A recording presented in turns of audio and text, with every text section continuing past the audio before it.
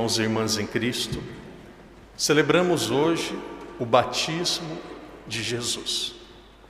Celebrando o batismo de Jesus, nós precisamos compreender este momento tão lindo, tão importante na vida de nosso Senhor, a partir do contexto de toda a Sagrada Escritura.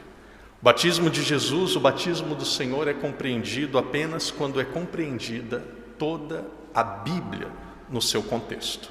Quando nós falamos da palavra de Deus, quando nós falamos da Sagrada Escritura, que o Padre tem aqui em mãos, nós estamos falando do livro do amor de Deus. Como que Deus ama o ser humano. A palavra amor acabou sendo muito desgastada, acabou sendo vulgarizada e até incompreendida pela maioria de nós, devido a relacionamentos frustrados, dolorosos e problemáticos que nós tivemos durante toda a nossa vida.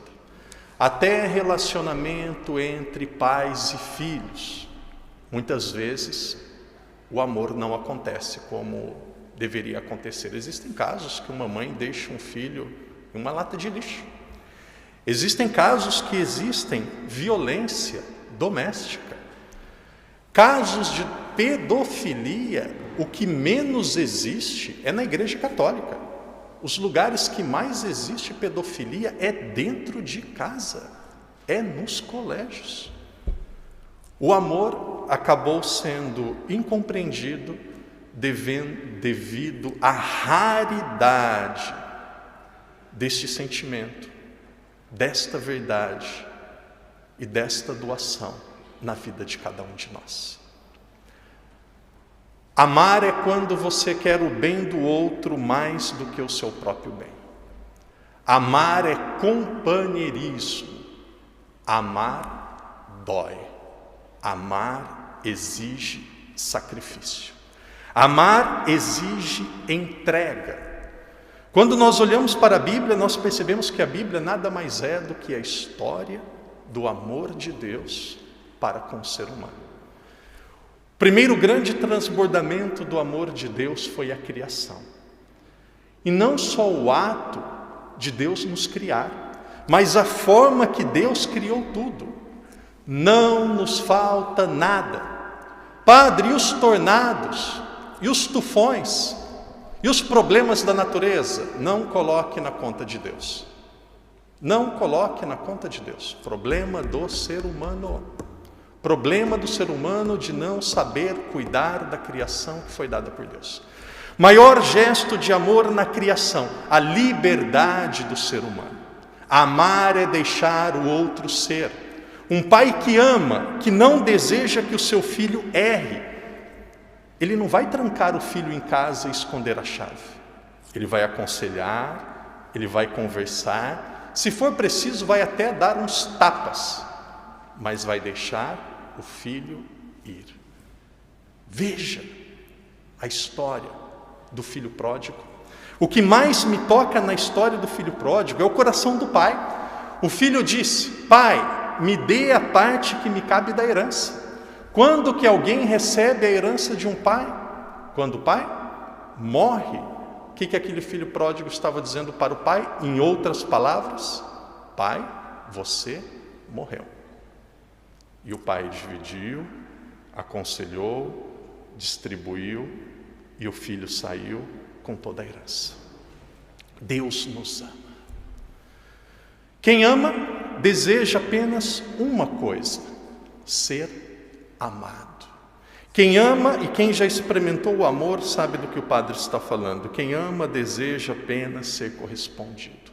Claro que durante toda a história existem momentos que o ser humano amou a Deus, e aqui nós falamos da história individual, particular de cada um de nós. Existe a história dos santos, existe a nossa história pessoal. Em muitos momentos o ser humano amou a Deus. Porém, lá no começo da criação, Deus que nos criou livre, viu o ser humano se voltar contra ele. Deus diz: não faça, e o ser humano fez. Entrou o pecado no mundo. Desculpe a palavra que o padre vai dizer, mas essa palavra mesmo, e não é ofensiva, eu digo e depois eu explico. Entrando o pecado, entrou a desgraça no mundo.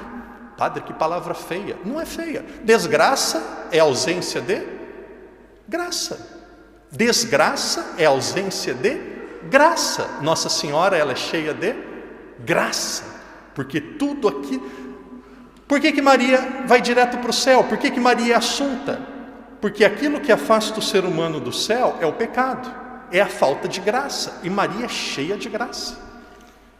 Entrou a desgraça no mundo, entrou o pecado.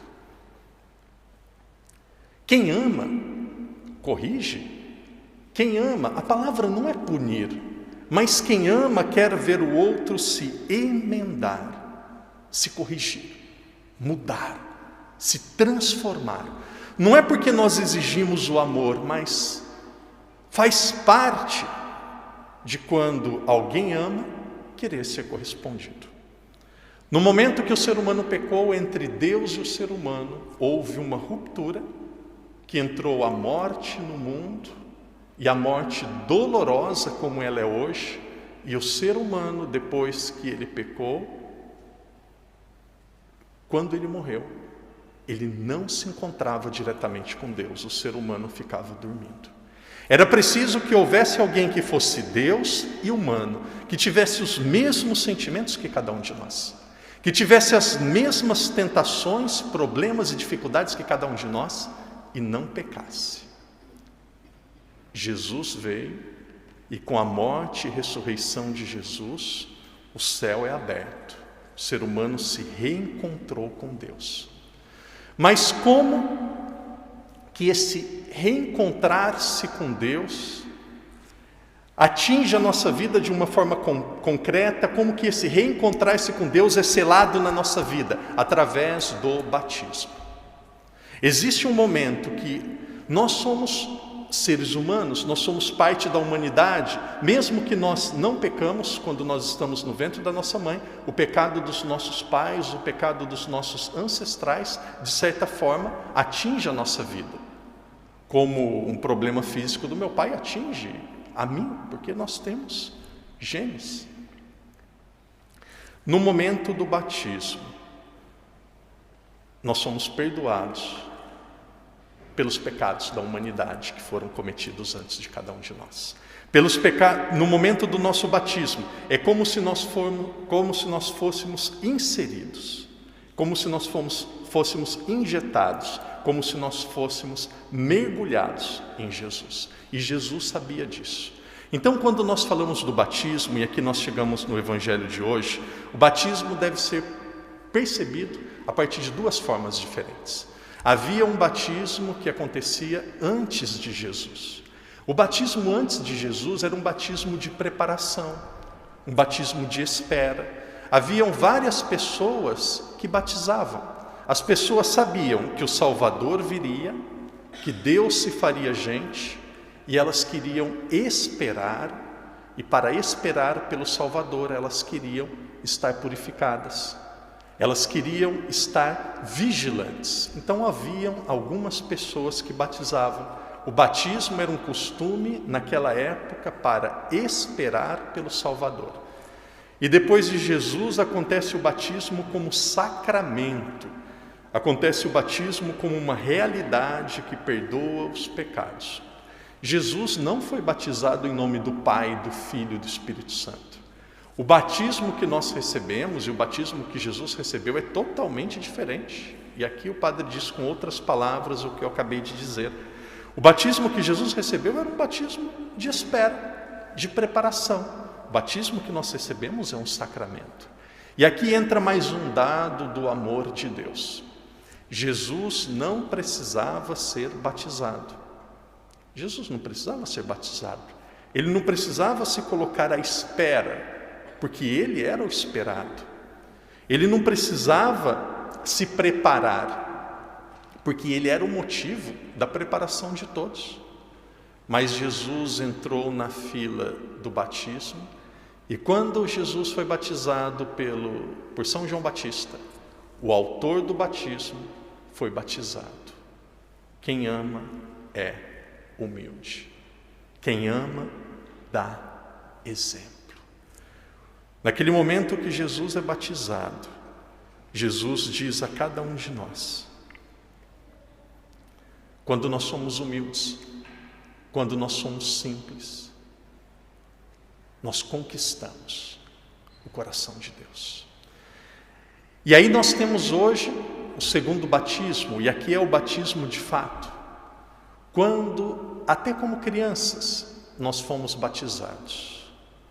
Nós fomos unidos de uma forma tão profunda a Deus, que esta união não é nem destruída com o nosso pecado.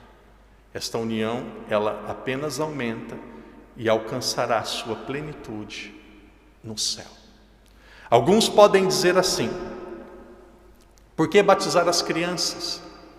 Não é melhor esperar ficar adulto? E alguns muitas vezes usam um argumento até aparentemente correto. Não é melhor deixar escolher quando ficar adulto? E aqui é um argumento principalmente dos pais que não vêm à igreja, não querem se comprometer e querem se justificar. Vou deixar crescer para escolher. Pai, seja coerente. Deixa crescer para escolher também se quer ir para a escola. Deixa crescer para escolher também se quer usar roupa. Deixa crescer também para escolher se quer ser vacinado. Deixa crescer também para escolher se quer se alimentar. Deixa crescer também para escolher o nome. Deixa crescer também para escolher se vai tomar banho. Seja coerente, não tem problema nenhum. Existem algumas decisões que os pais não têm apenas o direito, têm o dever de tomar pelos filhos. Quem ama, cuida. O que significa o batismo? O batismo significa ser inserido em Jesus. O batismo significa participar da salvação de Jesus que aconteceu na cruz.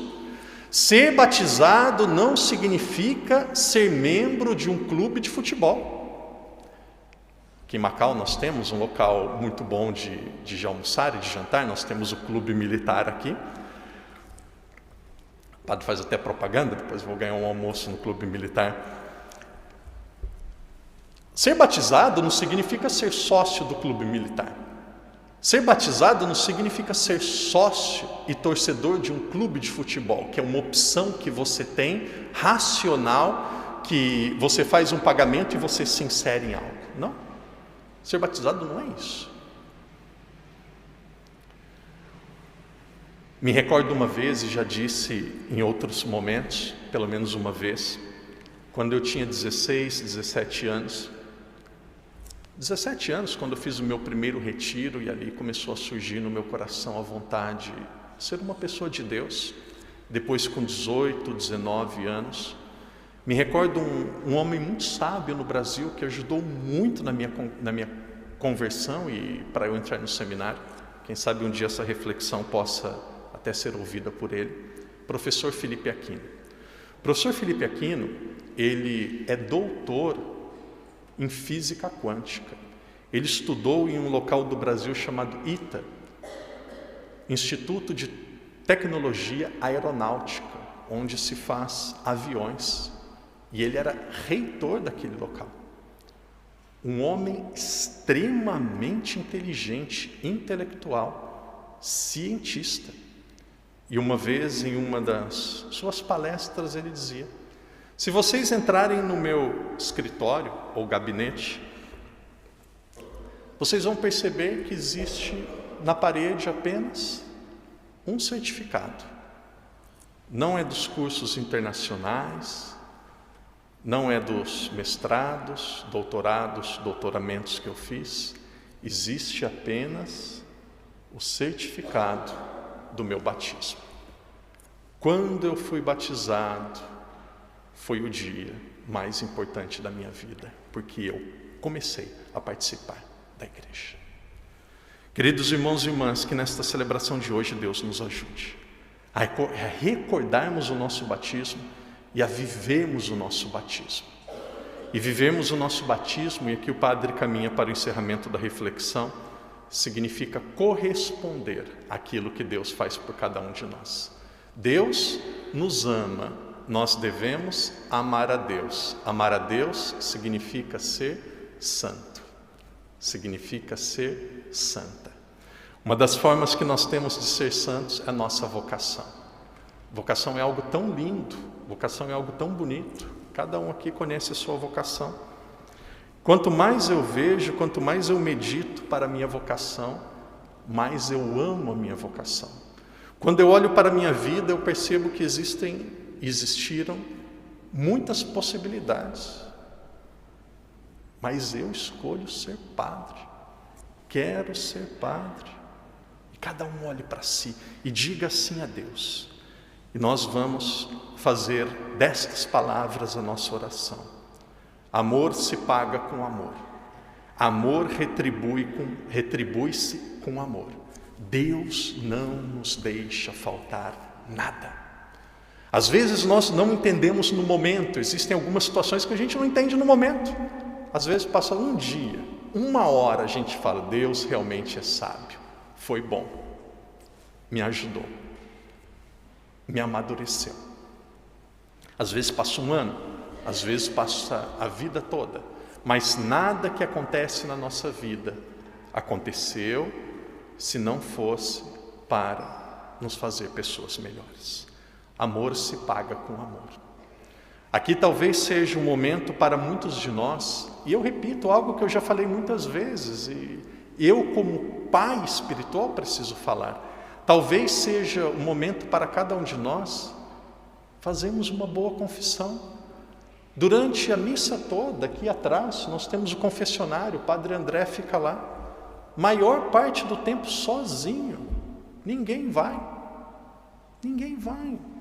É Deus com os braços abertos e falando: abrace a minha misericórdia, seja perdoado, recomece. E acho que Deus vai cansar os braços, porque está esperando para ser abraçado e o povo não abraça. Uma boa confissão, uma vida decente, uma vida de oração, ser católico mesmo. Nós estamos, e aqui não é pensamento e ideologia e nada de conspiração, não é isso, mas o mundo cada vez mais vai viver um momento crítico. Muitos de nós nascemos e fomos educados em um contexto que ser católico era conveniente. Todo mundo era batizado, e todo mundo ia na igreja, e batizou, e pai e mãe ia na igreja, cultura do nosso país, a maioria, tudo. Nós seremos minoria. Ser católico, cada vez mais, vai trazer consequências difíceis a cada um de nós. Muitos já sofrem isso na própria família, são ironizados.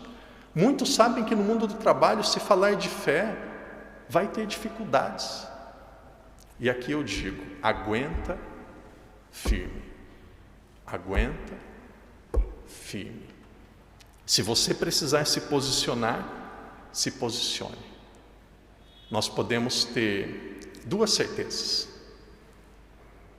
Deus está conosco e jamais nos deixará, e um dia iremos viver com Ele. Viver o batismo significa isso, significa ser católico, de fato. Não coloque apenas nas costas do Papa, dos bispos, dos padres e das irmãs. A missão de evangelizar e de fazer a igreja melhor cabe a cada um de nós. Vamos arregaçar as nossas mangas, vamos nos ajudar e façamos bem a nossa parte. Uma das dores do meu coração e do mundo todo aconteceu na Argentina há poucos dias atrás, e vou dizer mais uma palavra sobre isso. O aborto foi aprovado na Argentina. Existem mais pessoas que cometeram aborto do que vocês podem imaginar. Às vezes pessoas muito próximas. É um drama para a mulher. Às vezes foi forçada pelo companheiro, às vezes foi uma questão financeira, às vezes foi uma falta de instrução, às vezes foi um ato impensado. É uma dor até o fim da vida. É pecado? É pecado. Eu estou defendendo o ato? Não estou. mas é um drama para a mulher, é uma dor que ela traz no coração. Precisam ser ajudadas, e Deus é misericordioso, e eu, como sacerdote, choro junto com essas pessoas. Ponto. Segunda parte. Outra coisa é defender. Outra coisa é defender. Aborto é assassinato, é assassinar criança no ventre da mãe. Antes de 14 meses pode, antes de 14 semanas pode, depois de 14 semanas não pode. Mas qual que é o dado científico que diz que é 14 semanas? É porque é vida. Mas acontece uma nova fecundação com 14 semanas? Como que é isso, 14 semanas? Então, um segundo antes não existe vida, um segundo depois existe vida? Se alguém aqui defende o aborto, não venha comungar. Se alguém defende o aborto, não receba a Eucaristia. Não comungue. Quem nos acompanha em casa, quem vai acompanhar a repetição desta reflexão, quem está aqui presente na igreja, quem comunga não está em comunhão. Quem defende o aborto, quem cometeu, peça perdão a Deus, é perdoado e pode comungar, não tem problema nenhum. Quem defende, não comungue. Presta atenção no que eu estou falando, e repito mesmo, responsabilidade minha.